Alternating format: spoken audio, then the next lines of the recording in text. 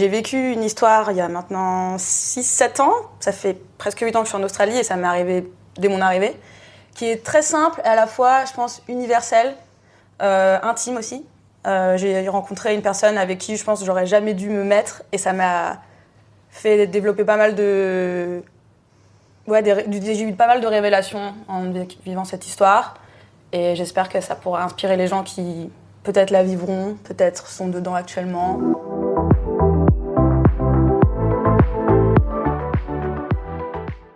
Bonjour à toutes et à tous et bienvenue sur le podcast Fly with Mel.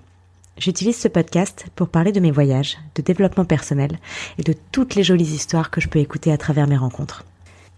Et parce que je suis persuadée que chaque personne que l'on rencontre a quelque chose à nous apprendre, je vous invite à garder votre cœur, vos yeux et votre esprit ouverts sur le monde. Je vous souhaite un très bel épisode et bon vol!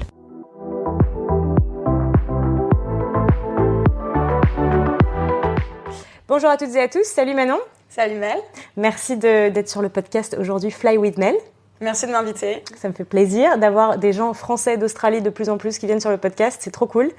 Aujourd'hui, on va parler d'amour de soi, mais aussi d'amour toxique.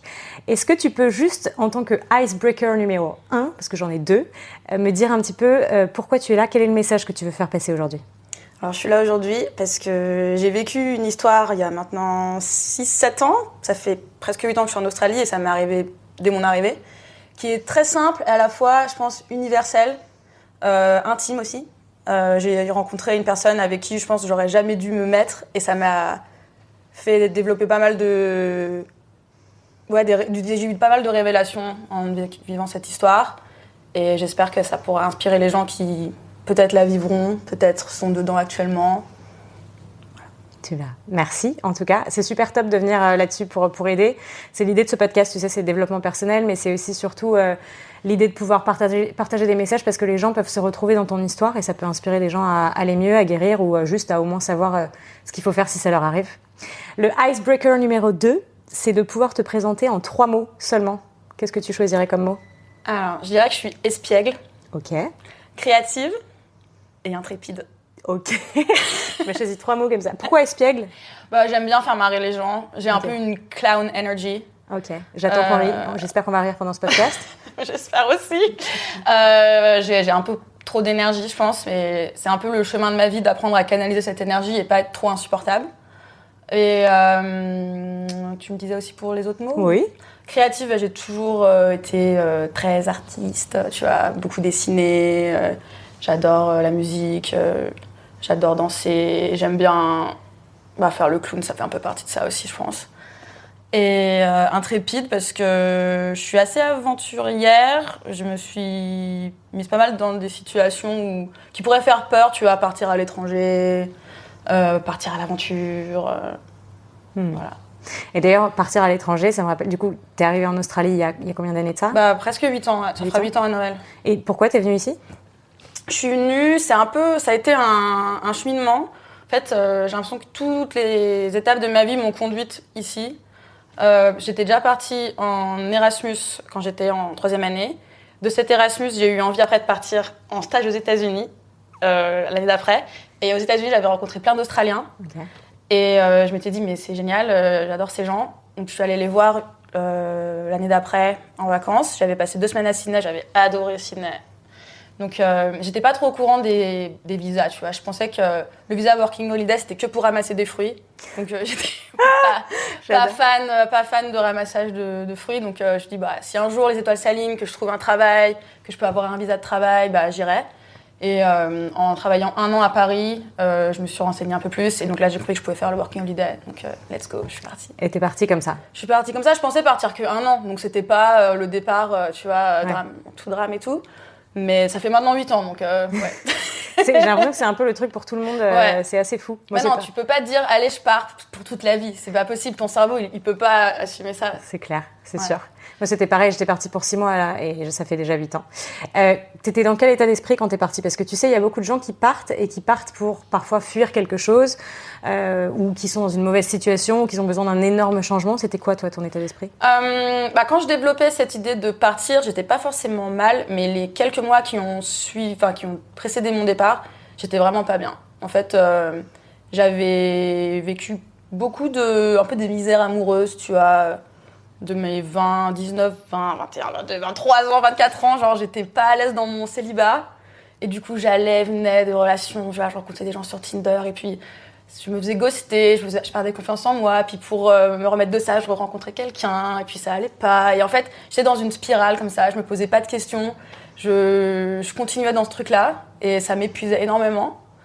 Et il y a eu aussi, professionnellement, j'ai pas trop aimé travailler à Paris. Je trouvais que c'était beaucoup de travail pour vraiment très peu de reconnaissance. Donc j'étais fatiguée de ça aussi. Donc quand je m'étais retrouvée à la fois bien célib, bien au chômage, j'étais là, it's time. C'est maintenant ou jamais. Donc j'avais motivé 2 copines pour partir. Donc on est partis toutes les 3. Donc ça c'était top. Partir avec 3 copines. T'es arrivée avec 3 copines ici. Voilà, je suis partie avec 3 copines, mais il y a un twist, c'est que on n'était pas d'accord sur quand partir faire un backpack en Asie. Ok. Moi, ma logique c'était, je vais faire un petit voyage au début. Ouais. Comme ça, je dépense pas tous mes sous. J'arrive en Australie, il me reste encore des sous pour commencer à Sydney. Ouais. Au pire, tu ramasses des fruits. Voilà, non, ça vraiment, c'était pas du tout l'objectif. Mais j'aurais dû le faire, hein, mais je l'ai pas fait.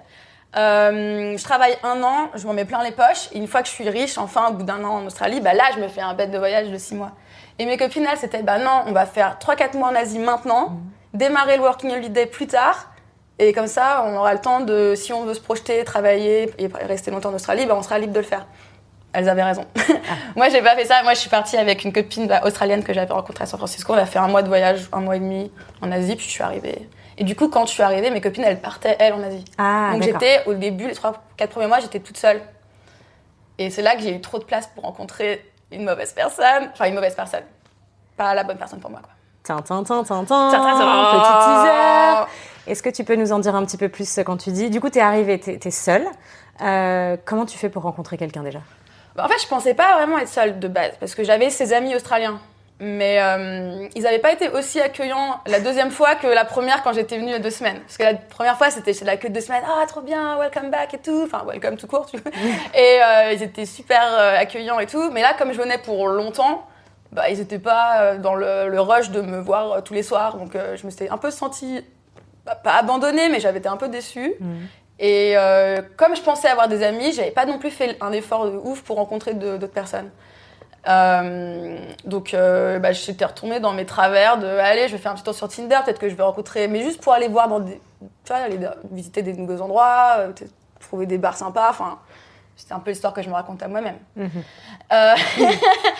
Et donc voilà, au bout de quelques rencontres, il y a eu cette personne que je pensais pour moi parfaite parce que très créa. Je vois, photographe, musicien, il dessinait. Australien ? Ouais, australien. Okay. Et moi, j'étais pas trop fan, du cliché australien, le mec qui fait du surf, qui est musclé, qui passe sa vie à la gym et tout. C'était, dans mon imaginaire de parisienne, c'était, non, c'est pas trop pour moi. Moi, je préfère un artiste torturé, tu vois. Ok. Très bien, au moins tu sais que tu veux ça. Non, je veux plus ça. Ça, je sais. Là, maintenant, 31 ans, c'est fini, toi. C'est fini. L'artiste torturé, c'est moi et moi seule. Il n'y en a pas d'autre dans un couple, c'est trop. Donc voilà. Ok. Et du coup, est-ce que tu peux nous raconter un petit peu plus Donc tu le rencontres sur Tinder ? Je le rencontre sur Tinder. Donc moi, c'était peut-être mon 200e date Tinder. Moi, j'étais une experte de ça. Wow. J'allais en date Tinder comme j'allais à la boulangerie. Okay. Et c'est, en vrai, c'est un avantage parce que je vais aussi en entretien d'embauche comme je vais chez ma daronne. Genre, j'ai plus aucun stress. Ok. Est-ce que c'est bien ? Peut-être pas. Mais ça me posait aucun souci. Est-ce que quand tu dis aucun stress, c'est-à-dire que genre t'es complètement toi-même aussi ? Ouais. Okay. Du coup, j'étais la Manon, tu vois, un peu comme je suis aujourd'hui, un peu bubbly. J'étais moi-même, quoi. Et je pense que ça lui a plu de voir ça, parce que c'était quelqu'un, je pense, de très torturé, très anxieux, un peu dépressif. Bon, je l'ai pas compris tout de suite dès le départ, sinon j'y serais peut-être pas allée. Peut-être que si. Mais j'aimais bien, tu vois, la vision qu'il avait, un peu, tu vois, beaucoup d'humour. Pour être très artiste, moi, je trouvais ça vraiment intéressant. Et donc, on avait bu des petits verres, on avait fait des petits dîners, puis on a passé de plus en plus de temps ensemble. Puis il avait pas l'air de me ghoster, parce que moi, c'était un peu le schéma de ma vie, de toute ma vingtaine à Paris. J'avais pas besoin de me poser des questions si quelqu'un me plaisait ou pas, parce que les gens partaient tout le temps, au final, très rapidement. Parce que c'est Paris, j'ai l'impression que c'est ça le dating world maintenant. C'est hyper dur de rencontrer des gens qui veulent se poser. Surtout quand t'as 21 ans, en vrai, personne se pose à 21 ans, il y avait que moi qui voulais ça, peut-être. Et donc là, ça roule, tu vois. Pour l'instant, on passe du temps ensemble, c'est cool. Et je me disais, mais c'est génial, quelqu'un qui veut peut-être la même chose que moi, peut-être un peu se poser, rencontrer l'amour, parce que j'avais un gros manque affectif à combler à cette époque-là. Tu sais pourquoi ? J'ai plusieurs théories. J'avais jamais trop connu ça avant, genre au lycée, tu vois, j'étais pas du tout intéressée par l'amour, absolument pas. J'étais hyper focus, études, faire de la gymnastique, je faisais beaucoup de gym. Okay. Donc tout mon temps libre, c'était entraînement, faire mes devoirs, avoir mon bac avec mention, faire mes études d'architecture, être prise en école, vraiment pas le time. Et je me disais, mais si j'avais un copain, j'aurais 5 minutes à lui consacrer, vraiment, ça m'intéressait pas. Et donc, quand je suis arrivée en études d'architecture, là, ma vie a complètement changé. J'ai quitté ma campagne viennoise autour de Lyon. Je suis allée à Paris. Changement d'environnement total. J'ai arrêté la gym et j'étais en full focus sur les études. Les études d'archi, ça prend énormément de temps. C'est un peu comme médecine où tu passes ta vie à faire tes études. Et là, j'ai rencontré un garçon. Donc, c'était mon premier amour. Et je pense que ça a commencé sur des bases saines parce que de base, moi, j'étais pas amoureuse de l'amour. Cette époque-là, je le découvrais, tu vois. Et on a été très amoureux, très mignons pendant 2 ans. Et puis ça s'est terminé sur fond d'Erasmus, des idées après qui divergeaient. Moi, je voulais faire mon stage à l'étranger. C'était vraiment mon objectif. Je voulais aller soit aux États-Unis, soit au Canada, soit en Australie. Lui, il voulait retourner à l'école faire son master tout de suite. Et donc ça s'est terminé brusquement en mode, en fait, on va pas passer 2 ans séparés. Aujourd'hui, je trouve qu'on a vraiment jeté le bébé avec l'eau du bain. Vraiment, c'était pas grand-chose en vrai. Les expressions que tu utilises, alors là, putain, j'ai l'impression de retourner en France, mais d'accord, jeter l'eau de bébé, c'est quoi ? C'est quand tu débarrasses de quelque chose de précieux en voulant te débarrasser d'un petit truc pas si gênant que ça. En même temps, c'était 2012, il n'y avait pas vraiment moyen de technologie aussi abouti qu'aujourd'hui. On n'avait pas de smartphone, il n'y avait pas Insta. Skype, c'était une mission, nos connexions internet, elles étaient pourries. En vrai, je comprends que la distance ait fait son taf, tu vois. Mais du coup, je crois que j'avais jamais, dans tout ce travail de deuil de cette relation, que je pense que j'ai jamais vraiment fait parce que j'étais trop distraite par toutes mes nouvelles aventures, j'ai jamais vraiment su combler le vide que ça avait laissé. Okay. Et une fois que j'étais revenue à l'école, en master, que la vie normale reprenait, là, j'étais un peu perdue. Mais je me disais pas, il faut que je remette avec lui. Déjà, c'était impossible parce qu'il était avec une autre meuf, mais... j'étais un peu... au lieu de me poser des questions, comment m'épanouir en tant que personne et trouver cette affection qui me manque en moi et mes amis, j'essayais de la trouver chez d'autres gens, dans des relations. Donc c'est comme ça que j'ai commencé mon tourbillon infernal de Tinder. Ok. Voilà. Petite parenthèse, mais du coup c'est super intéressant parce que je pense que t'es pas la seule à combler ce vide dont on parle. Beaucoup de gens passent par là, moi-même, on est tous passés par des... où tu, en fait, au lieu de te focaliser sur pourquoi t'as un vide et qu'est-ce que c'est exactement ce vide, quand tu dis il y a un vide, c'est quoi le vide, qu'est-ce que tu définis par le vide, tu vois, c'est quoi que t'essaies de combler, c'est quoi dont tu manques, et justement on se focalise sur l'extérieur parce que c'est plus facile que de venir à l'intérieur de soi et de se dire mais attends, c'est quoi qui me manque, c'est quoi le souci, tu vois. Du coup, tu as eu ce... Ok, donc on revient en Australie. Ouais. Et du coup, ce mec, il y a quelques mois qui se passent entre vous. La relation se passe bien au début ? En fait, en tout, je dirais que on est restés 1 an et demi ensemble. Okay. Les premiers mois, peut-être les 2 premiers mois en vrai, c'était honeymoon phase. Je voyais aucun red flag, alors qu'avec du recul, ils étaient là dès le départ. Ils m'avaient annoncé, mais même dès le premier date, comment ça allait se terminer. Comment ça allait se passer. Quand quelqu'un te dit « Ah, mais... You're really out of my league, t'es vraiment beaucoup trop bien pour moi. Moi, je suis pas aussi cultivée, intéressante que toi. J'ai pas cette personnalité, machin. » En fait, quand quelqu'un te dit ça, qu'il est trop bien pour toi, c'est pas pour être mignon. Je pense qu'en fait, il te prévient. Il te prévient et faut fuir. Mais je savais pas ça à l'époque. J'ai l'impression que tu nous donnes... Donc là, elle donne des red flags, Manon, sur si vous êtes avec quelqu'un qui vient de vous dire ça. Posez-vous la question de qu'est-ce que ça peut vouloir dire en fait. Peut-être que j'exagère beaucoup, faut savoir. Mais même, tu vois, au bout de 2 semaines, il m'avait offert une enceinte Bluetooth. Et moi, on n'avait même pas vraiment officialisé notre relation. Et je trouvais ça trop étrange de me faire un cadeau. Je l'ai toujours d'ailleurs, cette enceinte. Mais j'étais là, ça coûte beaucoup d'argent. En plus, je savais qu'il gagnait pas beaucoup d'argent. J'étais là, ça me mettait mal à l'aise. En même temps, j'étais contente. Je savais pas trop comment réagir. Mais tu vois, c'est plein de petits trucs où t'as l'impression qu'il essaie un peu de te maintenir autour de lui. On était allé faire une balade aux Blue Mountains en week-end et j'avais un copain qui était aussi aux Blue Mountains ce week-end-là. Et je lui avais dit, ce serait cool qu'on fasse une balade avec ce pote. Et là, pétage de câble, tu vois, non, c'est pas possible. On est là ensemble, faut qu'on soit tous les deux. Chaque moment que où j'étais pas que avec lui, où genre il devait me partager avec d'autres. C'était un drame total. Moi, ça me rendait, au début, assez dubitative. À la fin, ça me rendait folle.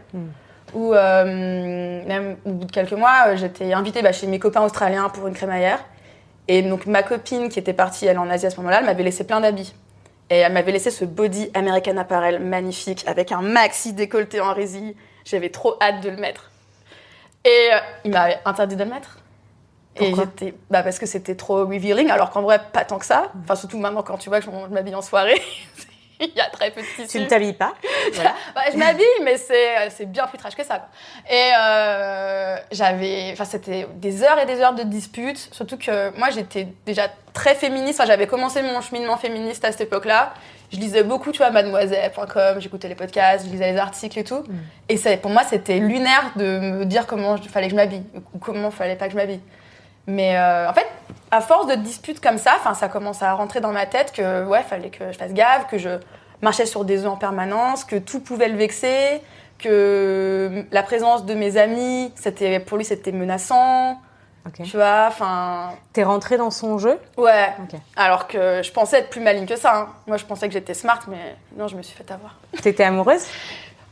En fait, j'étais amoureuse de l'amour. J'étais pas vraiment amoureuse de lui, je crois. Je crois qu'au début, oui, mais il me saoulait tellement. Au bout d'un moment, je crois que non, j'étais amoureuse de l'amour. J'étais amoureuse des premiers mois qu'on avait vécu où ça se passait bien. À la fin, je sais plus. Je crois que je roulais. J'étais off the grid, quoi. Mon cerveau fonctionnait pas comme il devait fonctionner. Hein. Ouais. Et comment tu t'en es rendu compte, ça ? Petit à petit, j'ai eu des breakthroughs par moments et d'autres moments où je repartais dans le délire et je me posais pas plus de questions et c'était vraiment au jour le jour. J'ai eu mes 2 copines quand elles sont revenues, on s'était un peu FaceTimé pendant leur voyage en Asie, je leur ai présenté, elles étaient hyper contentes pour moi. Il y en avait une des 2 qui m'avait dit « Non, Manon, t'es pas en Australie pour rencontrer un mec, on t'avait dit rencontre-toi des copines, fais-toi des potes, rencontre pas un mec, mais bon, on verra et tout. » Puis l'autre qui était plus dans l'encouragement « Je suis contente pour toi. » Et puis quand elles sont revenues, non, elles l'ont pas kiffé le gars. Genre, déjà, j'avais pas de pudeur à raconter toutes les disputes qu'on avait. Okay. Et ça, c'est une erreur que je pense que j'ai faite. Même si ça montrait que j'étais prête à discuter avec mes amis, tu vois, mais je pense qu'il faut pas raconter tout à ses potes si tu veux que tes amis te soutiennent après dans ta relation parce que elles te disent juste quitte-le. Mais est-ce que c'est pas une façon quand même d'avoir justement un soutien extérieur qui peut voir d'une autre manière la relation ? Oui, mais avec du recul, je suis contente d'avoir été aussi transparente, tu vois, et vraie avec mes amis. Mais tu vois, tout était difficile avec cette personne parce que pendant longtemps, peut-être les 6 premiers mois de la relation, il bossait un jour pendant le week-end. Donc le dimanche, j'étais free et là, je voyais tous mes nouveaux amis français et tout. Donc ça faisait au moins un jour dans la semaine où j'étais la vraie Manon, tu vois. Ouais. Là, ça m'a un peu sauvée. Je me suis fait plein d'amis qui sont aujourd'hui encore mes amis. Et quand il s'est mis à plus bosser le week-end pour qu'on passe plus de temps ensemble, là, je me suis encore plus enfermée dans le truc. Et rien que, tu vois, aller boire un verre avec mes amis sans que ce soit prévu plusieurs jours à l'avance, c'était impossible. C'était des heures et des heures de disputes parce que lui, il fallait que je le prévienne, parce que ça voulait dire qu'on n'allait pas passer la soirée ensemble et qu'il aurait pu passer cette soirée avec ses amis, mais que du coup, comme il avait prévu de la passer avec moi, il allait être tout seul et que c'était pas cool et que je le persécutais, quoi. Et du coup, enfer. Ça fait beaucoup, mais après, je pense que c'est parce que tu as le recul maintenant aussi de t'en rendre compte. Ouais. Tu vois, je pense que quelqu'un qui vit le truc maintenant, peut-être s'en rend pas vraiment compte. Et tu me disais tout à l'heure que tu étais amoureuse de l'amour.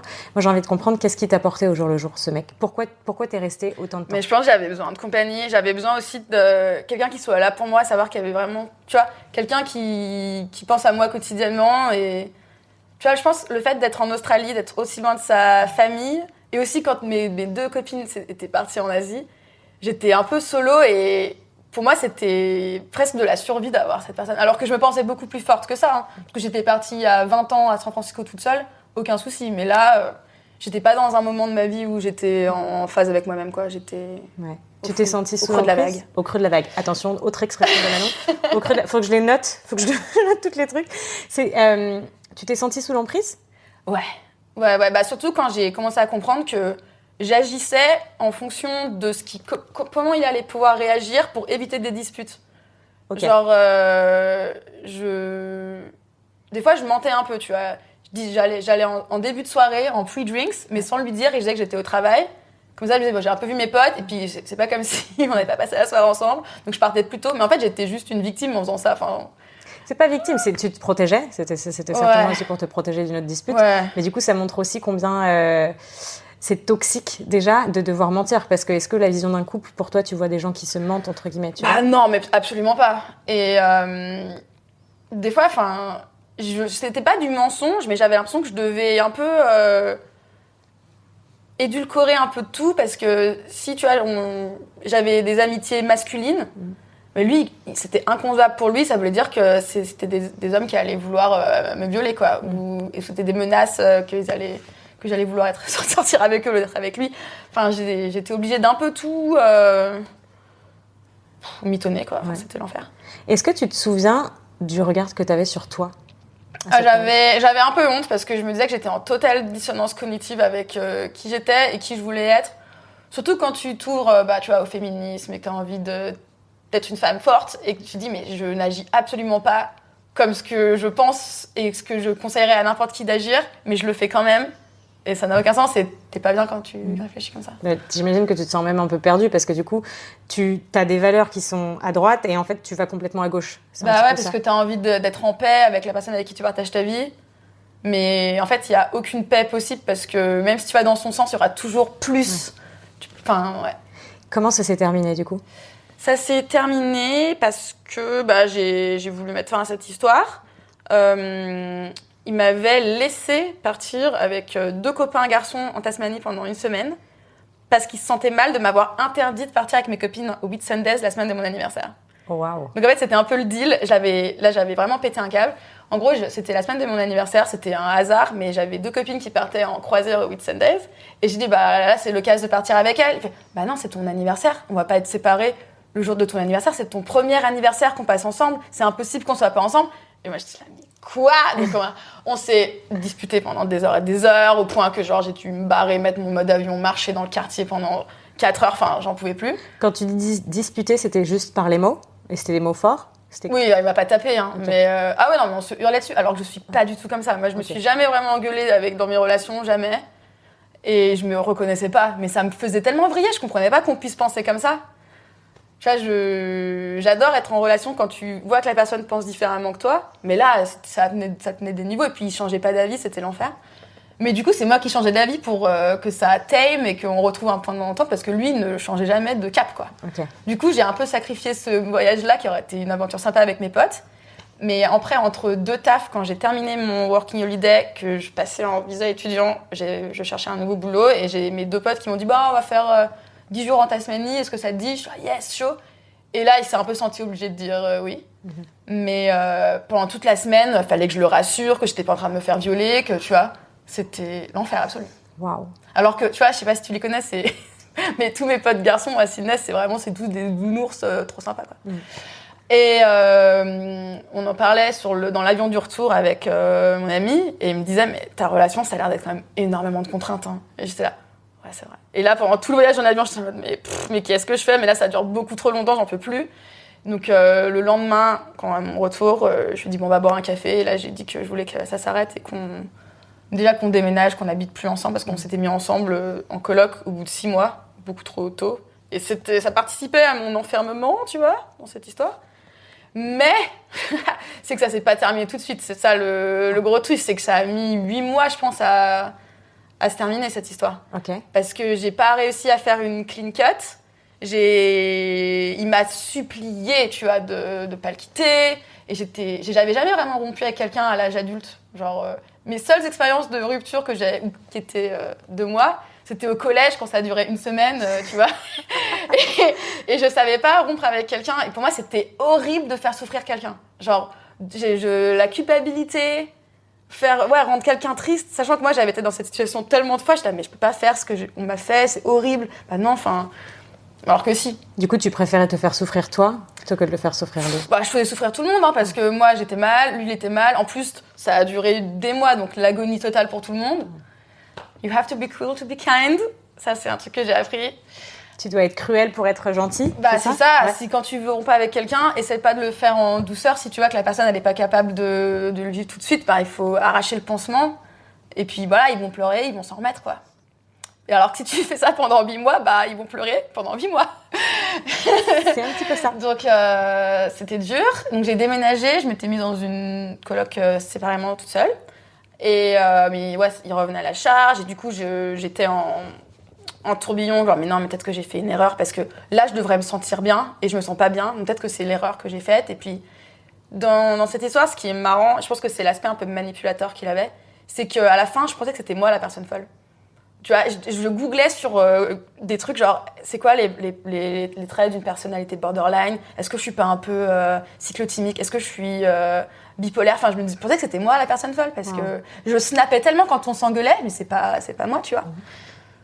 En final, je crois pas que c'était moi la personne folle. Et à un moment, je crois que pour un peu me punir, il avait arrêté de me parler. Tu vois, complètement. Alors que moi, c'est dommage, hein, stratégiquement, c'était une erreur de sa part. Parce que là, c'était le moment où je commençais à me dire non, mais on va se remettre ensemble. J'ai appris de mes erreurs. Tout a été de ma faute depuis le début. C'est moi, en fait, la personne dingue. Je vais grandir et on va pouvoir être un couple heureux. Enfin, je me racontais des salades. Et je me suis mise sur Tinder pour voir s'il était sur Tinder.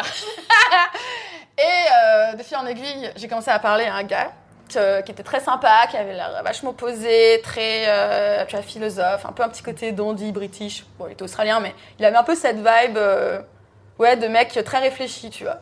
Et donc on parlait, et j'avais pas du tout l'intention de me remettre en couple, tu vois. Moi, mon but, c'était peut-être de me remettre avec lui. Et donc on parlait, puis un jour, il m'a proposé d'aller faire une promenade, on est allé se promener. Puis c'était très, très rafraîchissant d'avoir le point de vue d'un autre garçon australien sur cette histoire. Puis il avait fait un peu des études de psycho, tu vois, donc il m'aidait vachement à traverser ça. Et puis après, on a un peu eu un crush l'un sur l'autre. Mais j'avais toujours pas vraiment rompu avec ce premier gars. Et en fait, quand je commençais à voir donc, le deuxième, il a senti, tu vois, que moi, je commençais un peu à passer à autre chose. Donc là, il est revenu à la charge de ouf. Chantage émotionnel, chantage affectif et tout. Et j'arrivais encore pas à dire que c'était fini. Je parlais un peu avec une psychologue en France. Je l'avais rencontrée avant de partir en Australie quand j'étais pas bien. C'était parce que ma mère en avait juste ras-le-bol de m'entendre chialer. Donc tu sais quoi, je vais te payer une psy, voilà. Parce que mes parents, ils sont très scientifiques, très rationnels et ouais, les émotions, ils comprennent pas trop. Enfin, je pense que si c'est tous nos parents, je crois que cette génération-là, ils sont vachement plus droits au but. Droits au but. Droit au but. Enfin, voilà. Et donc, très sympa d'ailleurs. Merci maman de m'avoir payé des séances de psy. Et donc, cette psy, j'avais continué de la voir à Sydney sur Skype. Ok. Donc, un peu au début quand j'étais arrivée aussi. Et d'ailleurs, j'étais vraiment une sale gosse parce que j'ai rien fait de ce qu'elle m'avait dit de faire, tu vois. Quand elle me disait, non, mais là, c'est le moment justement de passer du temps seule avec vous-même, écrire un peu vos objectifs de vie perso, de mapper un peu ce que vous voulez faire de cette année en Australie. C'est une belle opportunité. Soyez ouverte aux rencontres amicales. Je n'ai rien fait de tout ça. Passez du temps avec vous-même. Je vais sur Tinder. Ok. Ah non, mais sale gosse. Mais bon, des fois, il faut apprendre de ses propres erreurs et se manger des murs pour comprendre la leçon. T'as besoin ouais. de ça. Sinon, t'apprends pas. Ouais, c'est ça. Et puis, tu peux pas faire des trucs auxquels tu crois pas non plus. Tu peux essayer, tu peux tenter des trucs, mais parfois, t'as des pulsions où ton intuition te fait faire des trucs et c'est peut-être parce que justement, tu dois te manger ce mur pour enfin clairement remonter. Puis j'avais jamais compris l'expression mieux vaut être seul que mal accompagné. Pour moi, être accompagné, c'était sympa. C'est cool d'être accompagné, tu vois. C'est nul d'être seul. Non. J'en étais où ? Ça s'est terminé comment, du coup ? Avec cette personne ? Comment tu l'as laissé partir vraiment pour de bon ? En fait, là, le pire du pire de mes états psychologiques, physiques, c'était pas vraiment pendant la relation, c'était pendant cette rupture. Okay. Quand il y a eu le overlap avec le deuxième gars, que j'avais honte de pas arriver à prendre de décision. J'avais l'impression d'être folle. J'avais l'impression de faire souffrir tout le monde. Les deux gars, le deuxième, il savait pas à quel point c'était fishy, tu vois, cette situation. Tu vois. Et le premier non plus, il savait pas. Mais il y a eu un overlap affreux. Je dormais plus. Je savais pas dire non, en fait. Je savais pas dire non, mais là, je veux plus te voir. Il faut que tu l'acceptes. Je savais pas le dire. Et le deuxième gars, qui était une personne un peu plus réfléchie, je pense qu'il ressentait beaucoup plus de choses. Il m'a dit, en fait, là, je sens que t'es pas prête à être dans une relation. Donc, je vais te laisser. Et bon chemin, tu vois, fais ton chemin, peut-être qu'on se recroisera un jour. Et moi, j'étais vraiment très triste. Et du coup, il me restait l'autre gars qu'il fallait que je gère, que j'arrivais pas à être claire avec moi-même que c'était fini dans ma tête, qu'il fallait que ça s'arrête. Mais et un jour, le deuxième est revenu plusieurs semaines ou mois après, et il m'a proposé une balade. Et là, j'étais là. En fait, je veux plus mentir à tout le monde. Je veux plus ça. Donc là, j'ai parlé au premier. Je lui ai dit, là, en fait, c'est terminé. Je vais te bloquer. Et je suis désolée. Voilà, il va falloir accepter que c'est terminé. Et donc. Il l'a pris comment? Ah extrêmement mal. Hein, mais il a tout essayé. Là, il m'a dit des trucs. Enfin, il a vraiment essayé de toucher la corde sensible. Je crois que la dernière conversation en face-to-face que j'ai eue, il m'a dit « De toute façon, Manon, t'as jamais été une personne créative. T'as rien d'artistique en toi. T'essaies de te faire croire ça, mais en fait, t'es vide. T'es complètement grise comme personne. » Enfin, genre... Et en fait, ça me paraissait tellement ridicule. Là, j'étais en mode, là, t'essayes vraiment tout. Tu vois, genre ça. T'avais vraiment vrillé dans ta tête, t'arrivais plus à. Parce que tu sais, parfois, tu peux avoir ce genre de conversation et ça te donne envie de croire à ce qu'il te dit, du coup, de te rattacher encore et d'y retomber. Mais là, il y a un truc qui a vrillé dans ta tête. Là, j'étais fatiguée. Là, j'étais en mode, non, mais ça c'est n'importe quoi, là. Je vois très bien ce que t'essaies de faire. Non, ciao. Puis, donc là, j'étais contente. Et en fait, il a fallu que je le bloque. En fait, tant que je le bloquais pas, je me laissais influencer par tous ces petits chantages, tous ces messages. Il m'envoyait des photos de son oreiller plein de larmes pour me montrer à quel point il était triste. Mais là, c'était tellement... Là, j'étais là, c'est ridicule, en fait. Oui, voilà. Donc là, je le remercie d'être allé si loin pour me montrer à quel point c'était ridicule. Mais quand c'était un peu, tu vois, entre deux, mi-mignon, mi-ridicule, moi, je trouvais ça dramatique et triste. Et j'avais de la peine pour lui et je voulais pas qu'il soit triste. Ah non, mais c'est allé trop loin. Est-ce que t'as eu du soutien extérieur, genre des copines qui t'ont un petit peu aussi aidé là-dessus? Beaucoup. Mes copines, donc elle me conseillait tout de suite que ça allait pas du tout avec cette personne, que c'était pas pour moi, que j'avais perdu tout mon fun et tout mon soleil et que dès qu'elle me voyait, j'étais super négative, spirale de négativité et tout. Donc là, j'étais un peu triste de m'en rendre compte.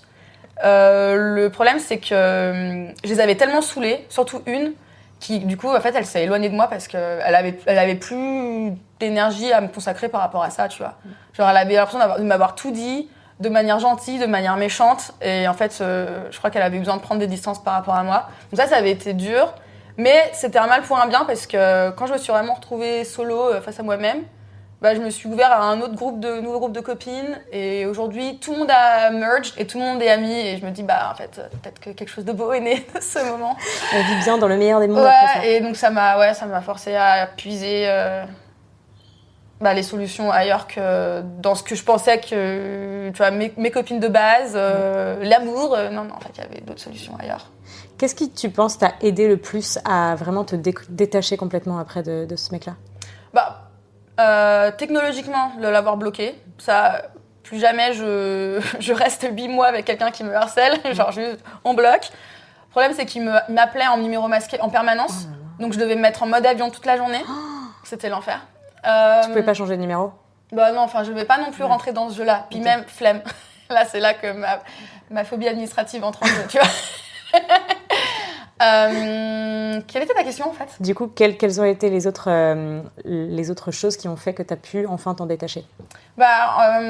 Écouter un peu plus ce que les gens me disaient et en fait trouver enfin de la résonance dans tout ce que les gens m'ont dit dès le départ. Dans ma psy avant de partir en Australie, mes copines pendant que ça allait pas, jusqu'à ce que je me retrouve dans cette situation où je commençais vraiment à réfléchir. Tout prenait enfin sens, tout résonnait dans ma tête et je comprenais enfin ce que les gens avaient voulu me dire.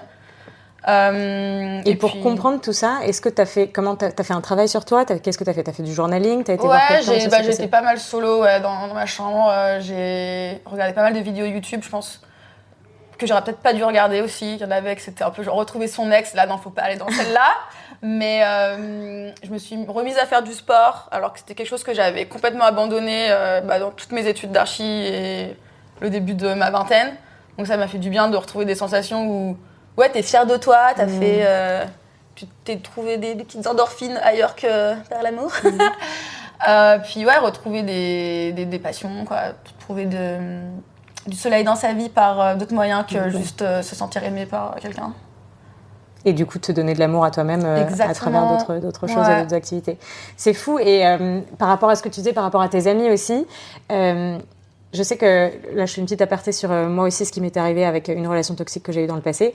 Il y a eu un déclic pour moi, c'est à un moment donné où mes potes m'ont dit vraiment, genre là on dirait que tu vas comme si c'était de la drogue et t'es pitoyable. Mais ils me l'ont vraiment dit. Ça partait d'une bonne intention. Évidemment, c'est dur quand t'as tes propres potes qui te disent ça. Mais ça m'a fait un déclic de ouf. Et en fait, j'ai eu honte de moi-même et j'ai eu honte du comportement d'être tombée si bas. Et c'est ça qui m'a fait vraiment vriller et qui a fait que j'ai commencé à réfléchir et à vraiment m'y mettre, tu vois. Et je pense que quand on parlait tout à l'heure de tes copines, parfois ça peut être difficile à entendre ce que les gens vont dire. Mais si c'est des potes de longue date ou des potes qui te veulent du bien, tu le sais en général, même si ça fait mal à entendre, parfois il y a quand même des choses qui doivent rentrer. Et juste écouter aussi ce que les gens autour de soi qui veulent du bien pour nous ont à nous dire, parfois c'est bien. Tu vois, genre c'est dur, mais il faut parce que ces gens-là, ils voient mieux que nous. Quand t'es dans une bulle et dans une spirale négative, comme tu disais, tu vois, tu vois plus, en fait. Tu vois plus le fond, tu vois plus ce qui est bon et ce qui est mauvais.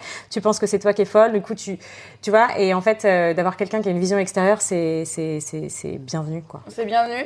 Cela dit, je pense que quand t'as affaire à quelqu'un qui est en pleine emprise, il faut vraiment choisir ses mots parce que si t'es trop brusque, les gens peuvent se braquer. Et vu qu'au final, elles partagent leur vie avec une personne qui les manipule, faut pas que ça nourrisse les arguments de cette personne manipulatrice, tu vois. Parce que mon mec de l'époque, il faisait tout pour m'éloigner de mes copines, tu vois.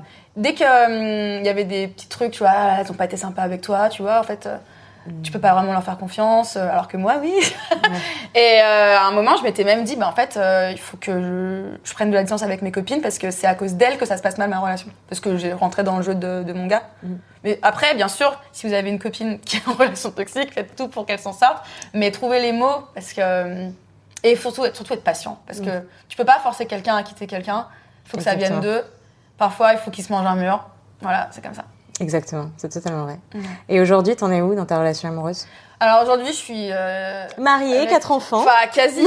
Je suis hyper épanouie avec une personne formidable, qui est, plot twist, la personne avec qui j'ai fait le voyage en Tasmanie, qui m'a dit « Elle a l'air bien pleine de contraintes, cette relation !»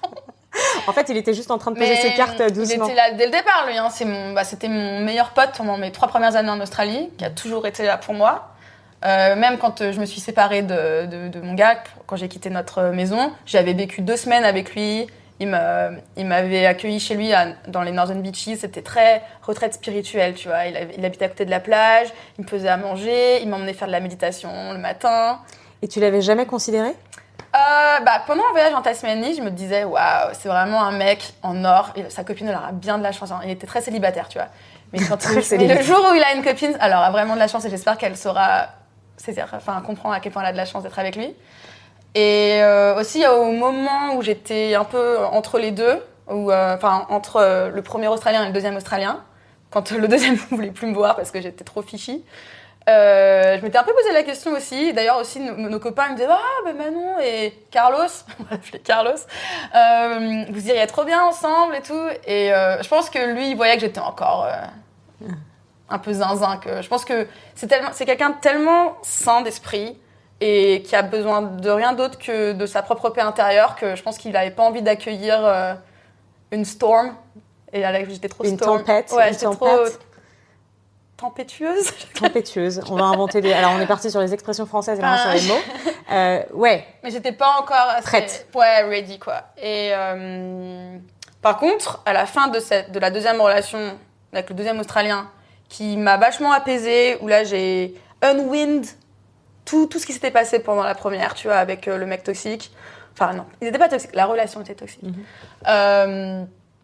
Et j'avais mis tellement de distance aussi, c'était presque un célibat, mais avec le confort du couple, cette histoire, parce que je voulais pas le voir plus de 2 fois par semaine, je voulais pas qu'on habite ensemble, je voulais vraiment focus sur mes amitiés, me reconnecter avec tout le monde, faire tout ce que j'avais voulu faire en Australie, que j'avais pas pu faire parce que la première relation m'en avait un peu empêché. Et il était hyper compréhensif de ça, et j'avais un peu retrouvé la vie, quoi. Trop bien. Et du coup, aujourd'hui, tu te sens bien dans cette relation ? Alors, mais là, du coup, maintenant, je suis avec encore une autre personne. Celui Carlos. Ouais, Carlos.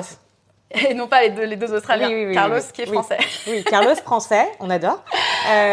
Et Carlos, du coup, en fait, je me suis mise avec lui. C'est vraiment le cliché c'est quand tu t'y attends pas que ça t'arrive. Parce que quand ça s'est terminé avec le deuxième, j'étais tellement heureuse d'être célibataire et tellement prête à être célibataire enfin, tu vois. À 26 ou 27 ans, j'étais enfin... Ouais, quand ça s'était terminé avec le deuxième, Mes amis, genre, mais en voulant bien faire, tu vois, me disaient, mais t'inquiète pas, je suis sûre que tu vas retrouver vite et tout. Mais moi, j'étais là, non, mais laissez-moi, je veux être célibataire au moins 5 ans. J'aime trop, là, j'ai enfin trouvé la paix que je cherchais depuis si longtemps. Et du coup, je me suis mise avec Carlos. J'adore, t'es complètement... En fait, j'ai eu cette épiphanie aussi parce que c'était un moment où j'avais perdu la même semaine mon taf qui m'avait fait redundant, où j'étais en sponsorship, donc je perdais mon taf, mon visa. Et on s'est séparés dans la même semaine avec mon Australien parce qu'il voulait pas s'engager sur le partner visa. Okay. Donc j'avais perdu en une semaine mon taf, mon visa, mes perspectives, un peu la totale, l'amour et tout. Et donc, du coup, comment tu t'es relevée de ça ? Là, j'avais vraiment mieux vécu la rupture parce que j'avais un peu plus eu le tuto rupture, tu vois, en mode, c'est normal de passer par plein d'émotions, donc je vais toutes les vivre. Là, ok, 2-3 semaines tristesse, ok, on chiale, je suis triste. J'étais en colère parce qu'il m'avait larguée au pire moment, mais d'un côté, je me disais, c'est vrai qu'on n'a pas la même vision pour le futur. Lui, il se voit vivre dans la campagne en Australie. Moi, il faut que je sache que je puisse rentrer en France à tout moment si je le décide, donc c'est pas possible avec un Australien. Donc ok, il y a des raisons pour lesquelles ça doit se terminer, mais j'étais quand même en colère, donc la colère, super phase. Tu parles du premier Australien ou du second ? Je parle du deuxième. Du deuxième, celui d'accord. Qui était un peu psy, tu vois. Ok. Avec qui, mais j'ai quand même passé un an et demi avec lui. Ok. Mais bon, oui, j'étais en colère contre lui, en colère contre ma situation, et le fait d'être autant dans la mouise. Avec mon visa, j'avais plus de temps à perdre. Enfin, fallait que je retrouve un taf dans les 90 jours pour transférer mon sponsorship.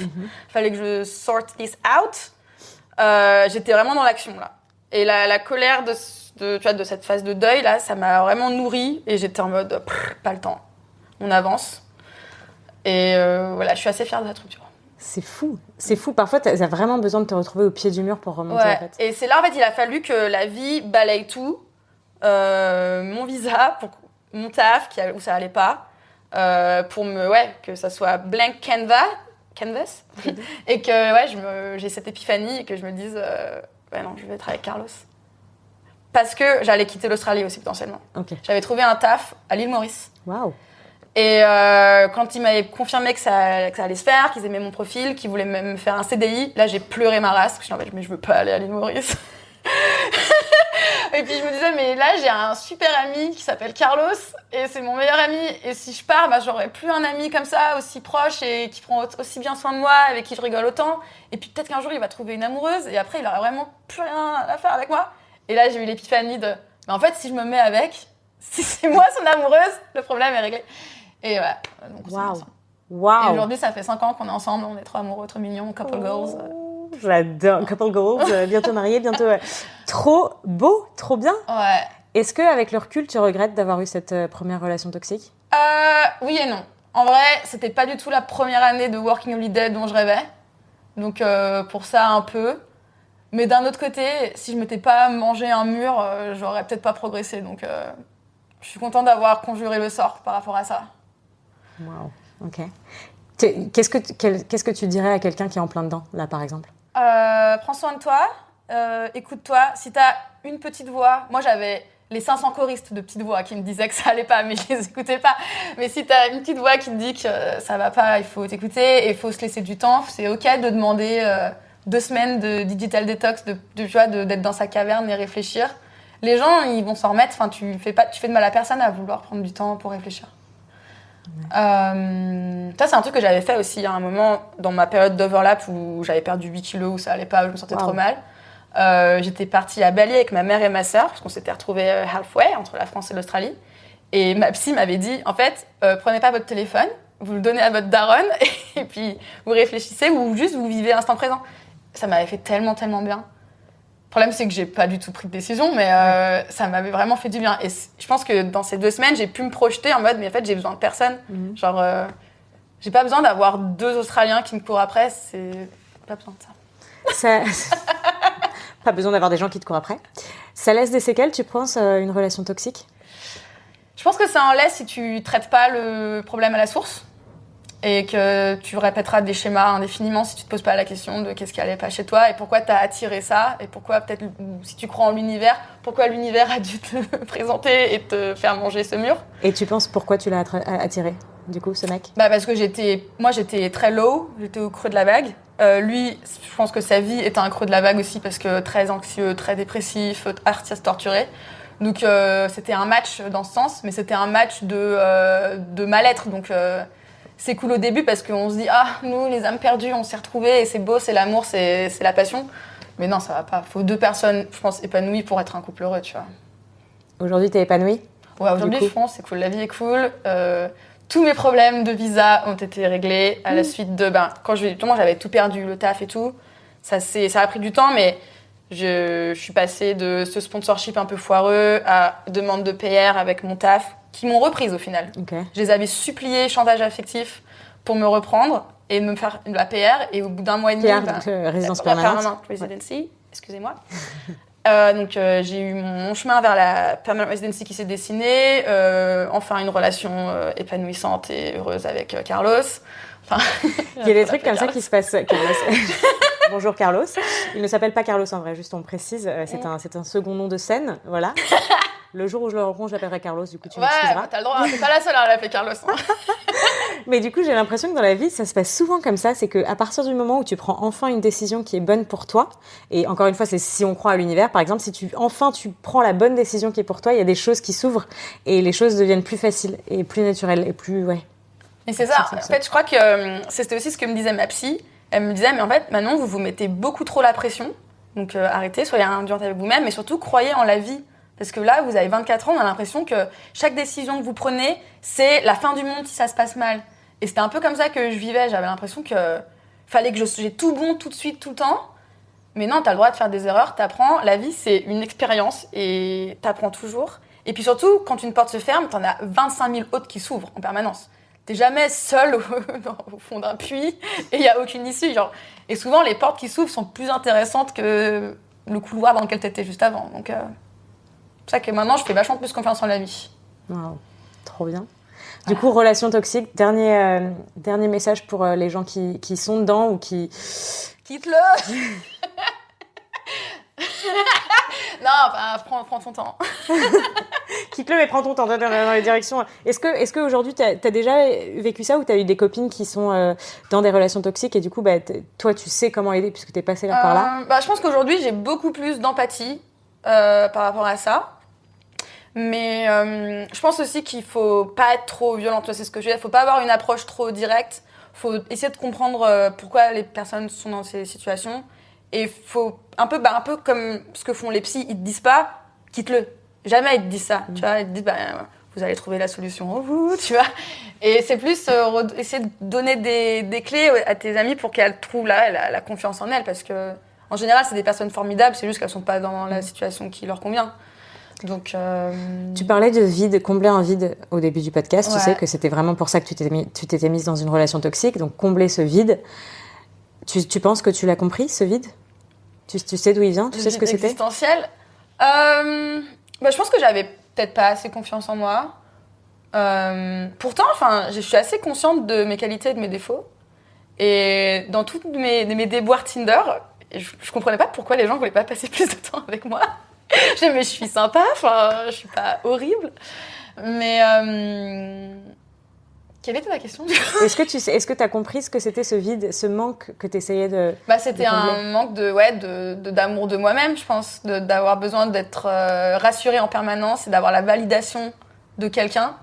Parce que je me disais, si quelqu'un m'aime officiellement, c'est-à-dire en étant en couple avec moi, ça montre au monde entier que je suis aimable. Donc pas besoin de me le prouver à moi-même, tu vois. Et aujourd'hui, je pense que non, t'as absolument pas besoin de ça. T'as juste besoin de mener ta vie et mener ta barque. Et après, le reste suit. Et puis oui, être bien avec soi-même. Mais j'ai mis tellement longtemps à comprendre ce que ça voulait dire, ça. Parce que tu l'entends depuis toujours, être bien avec soi-même, mais ça veut dire quoi? Qu'est-ce que ça veut dire? Et ça veut dire quoi pour toi? Aujourd'hui, ça veut dire arriver à m'occuper de moi comme si j'étais un peu en date permanent avec moi-même, tu vois. Parce que finalement, on est coincé avec nous-mêmes jusqu'au restant de nos jours, il n'y a aucun break. Donc c'est arriver à être en paix, tu vois, trouver des passions, arriver à trouver des choses qui m'animent en dehors que l'amour hégémonique, tu vois. Donc moi, aujourd'hui, ça se traduit en ayant plein d'activités extrascolaires. Je change un peu de passion tous les 6 mois, tu vois. Pourquoi pas. Qui, genre, je vais me mettre à dessiner à fond, faire des illustrations. Qui, là, en ce moment, c'est beaucoup de DJing. Tu fais tes DJ, là, j'ai vu ça. Ouais, ça fait pas longtemps. Je crois que ça fait moins d'1 an et demi. J'adore. Et j'ai l'impression que ça canalise mon besoin d'être constamment en train de faire le show. Et ça me permet d'avoir assez d'attention sur moi, tu vois, pour que après je sois calme et pas insupportable. Même si au final c'est du taf, hein, parce que pendant l'heure de musique où tu mixes, t'es focus à fond, t'as pas le temps de faire le clown en fait. Ce que j'ai appris, à mon grand regret. Tu peux faire le clown sur le podcast si tu veux, ça marche pareil. Non, mais j'adore. Et j'avais un peu le regret, tu vois, de pas avoir trop persévéré en musique quand j'étais petite. Genre, j'avais abandonné le piano et la guitare beaucoup trop rapidement. Et là, ça me réconcilie avec tout ça. J'adore, c'est trop bien. J'adore donner des émotions aux gens, préparer un set comme si c'était genre la messe, tu vois. Et ouais, proposer quelque chose d'artistique et une expérience aux gens et les faire voyager, c'est un peu mon délire. Merci beaucoup, Manon. Merci à toi. J'espère qu'on a dit des trucs intéressants. Écoute, je pense que oui. On verra bien les feedbacks, hein ? Mais oui, c'était top. Merci d'avoir partagé ça. Les relations toxiques, c'est pas facile. Et là, on en parle avec beaucoup de recul parce que ça fait longtemps que ça s'est passé pour toi. De l'eau est passée sous les ponts. De l'eau est passée sous les ponts. Et tu vois, tu l'as dit avec beaucoup de légèreté et de rire. Donc, t'as fait... Voilà. Je sais qu'il y a des gens qui sont en plein dedans, le vivent pas de la même manière et sont vraiment dans une spirale négative. Et je pense que tu vois, tu te sens face au mur, t'es perdu. Certaines personnes n'en parlent même plus avec leurs potes parce qu'elles ont honte ou du coup elles mentent ou il y a plus de soutien, etc., etc. Si vous êtes dans cette situation-là, comme l'a dit Manon, vous allez vous en sortir. Si vous avez envie de vous en sortir, il faut avoir l'envie de s'en sortir. Écoutez les discours extérieurs qu'on peut vous donner de la part de personnes qui sont bienveillantes et croyez en la vie. Croyez en la vie. C'est autre chose que croire en soi. Parce que avoir confiance en soi et avoir confiance en la vie, c'est pas pareil. Je pense que tu peux avancer dans la vie en n'ayant pas confiance en toi, mais si t'as pas confiance en la vie, tu fais rien. Et ça suffit, je pense, presque, d'avoir confiance en la vie. Je suis d'accord avec toi. Parce que life has your back. Life has your back, oui. Voilà. Je sais pas comment on traduit ça en français. La vie à ton dos, c'est un peu bizarre. La vie prendra soin de toi. Ouais, voilà. Exactement. La vie prendra soin de toi. It's okay. Merci Manon. Merci à toi, Mel. Si vous avez aimé cet épisode, n'hésitez pas à le partager avec quelqu'un qui aurait besoin d'entendre ces mots. Vous pouvez également me donner un énorme coup de pouce en vous abonnant à ma chaîne ou en laissant un commentaire sous ce podcast. Je suis super ouverte au retour et ça m'aide vraiment beaucoup d'avoir vos feedbacks. Ça me permettra d'améliorer cette chaîne et de faire grandir encore plus ce podcast au maximum. Et puis si vous avez envie d'en découvrir un petit peu plus sur mon travail, n'hésitez pas à suivre mon compte Instagram Fly with Mel. Et moi je vous dis à bientôt pour un nouvel épisode.